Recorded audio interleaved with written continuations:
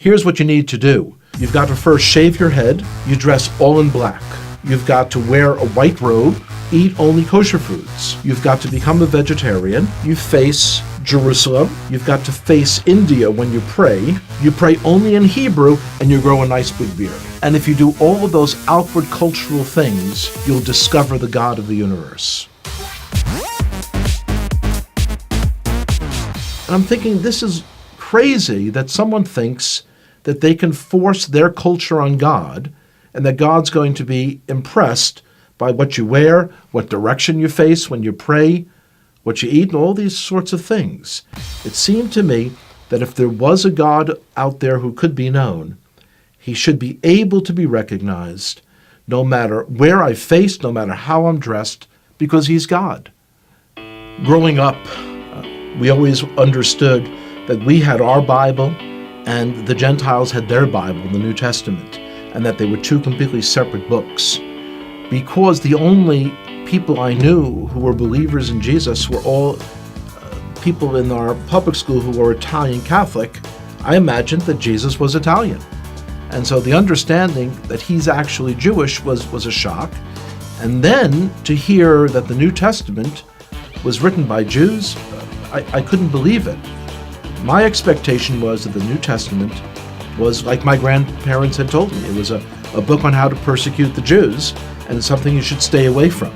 Of course, when you're told you should stay away from something, curiosity gets the best of you, and you've got to see it. When I opened the New Testament, I was expecting to find a handbook on how to persecute the Jews. My grandparents had warned me that it was written by people who killed the Jews. That's what I was expecting to see, and yet when I'm opening it, I'm reading a story written by Jews about Jewish people. The New Testament was a fascinating book. And so as I opened this book in the library, I kind of looked around, made sure that none of my friends had seen me taking a Christian Bible off the shelf. And I opened it. Here's the first sentence.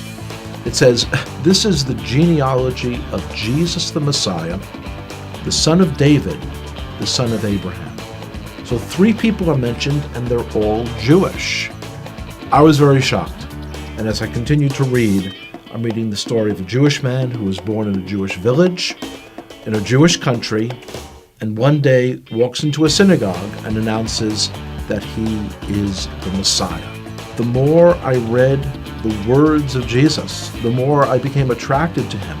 It was as beautiful as anything I had ever read in any other part of the Bible. As I came to faith that Yeshua, that Jesus was the Messiah, it was clear that that was the most Jewish thing I could do. This is not a person who's a renegade to our people. This is the one who was promised in our Bible, the 53rd chapter of Isaiah. It is astonishing. If you would just read that chapter, just without the Bible being around it, you would say, oh, this is some Christian Bible. This is Jesus. When you realize, though, that it's in the middle of our Bible, our Jewish Bible. When I first came to faith, I dared not tell my father, because this is a time period in the 1970s when there were lots of gurus and cults, and he was very concerned about me getting involved in some crazy sect and going off someplace. So I waited for months, and when I finally told him, he was very skeptical. On his own then, he started to read about Jesus as well. About a year and a half later, I told him that the fellow who wrote one of the books that he had read, that this fellow was giving a lecture in the city in New York, and he agreed to come out to hear that person.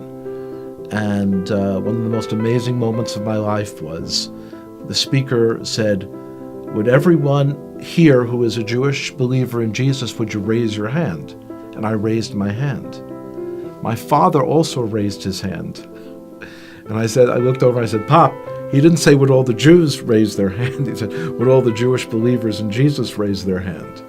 And my father looked over and he said, yes, I heard what he said. The decision to come to faith in Jesus as the Messiah was not something that was a momentary lark. It wasn't something that was a passing fad.